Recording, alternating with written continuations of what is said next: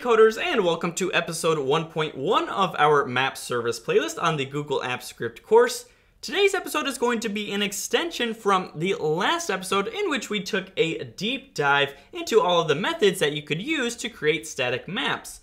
But I intentionally left off one of those methods, and that is because that method requires further authentication through an API key. So that is exactly what we're going to be learning in this video, how to get this API key and then how that method works in Apps Script. So what is the purpose of this API key? Well, an API key is a unique identifier that authenticates requests associated with your project for usage reports and billing purposes. So normally when you're coding in an Apps Script editor, all of this API and authentication is handled for you behind the scenes. However, if you need to make requests, such as a request to the Maps API from Google outside of the Apps Script editor, then you need to provide some way to tell Google that yes, this request is coming from my project so that they can track that and to check whether you are hitting quota levels or going over those quota levels, and if you are going over those quota levels, then to start billing. So an example of an API key is something that I have written out in the bottom right hand corner. It's about 40 characters long, and it will be included in any HTTP requests that you make for these APIs. So the top method and the method that needs this additional authentication and API key is getMapUrl. So that's the only method which we're going to be looking at today. So without any further ado, let's jump on in over to the code and learn how to obtain an API key and how this method works. If you recall, this is where we left off in the last episode. So let me just copy all of this code and paste it in a new file right here. This is our current episode.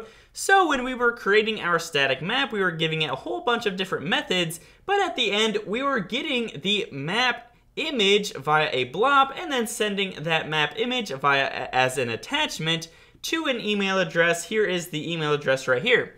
But this isn't the only way that we can get this map image.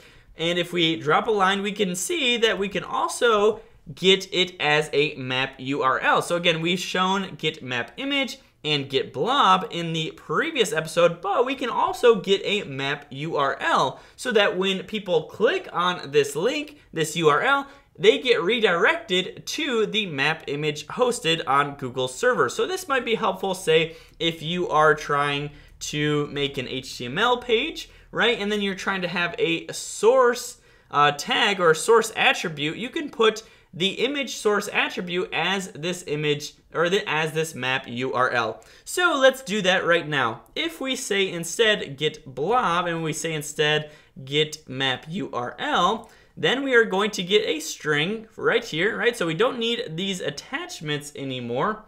And the body of our message, let's say it is see the map at this link.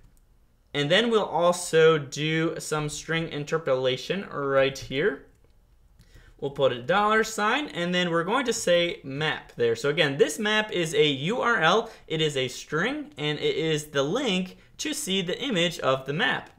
All right, so if we just save this now and we run it, then everything is going to run perfectly fine. So you don't need the authentication to run the method itself. But if we go into now our inbox and we check out the new message, here is the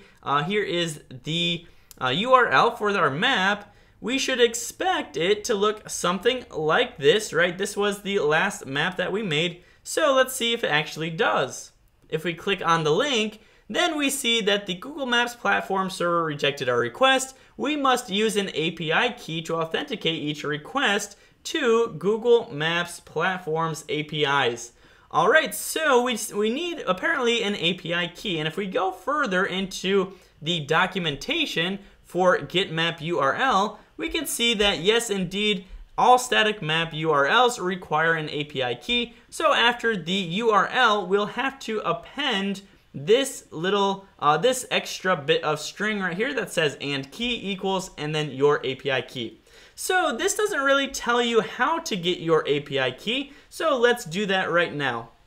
So first I'm going to copy that and paste it back into our script editor right here. So I'll say see this, and then I'll actually, let me get rid of that because we don't need that anymore. All right, so it'll be see the map at this link, it will be the URL, and then it will have the ampersand key equals, and then our API key right here. So how do we make an API key? Well, we need to go into our cloud platform.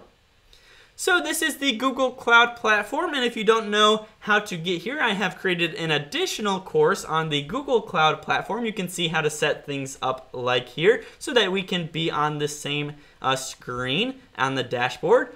But we need an API key. So how to get the API key is you go down, or you go into this hamburger icon menu right here, and then you go to APIs and Services.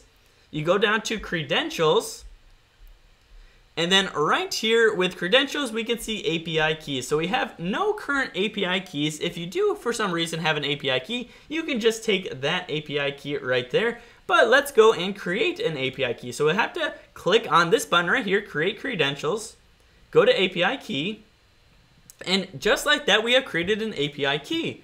So we'll copy it now, go back into our Apps Script editor, and paste it.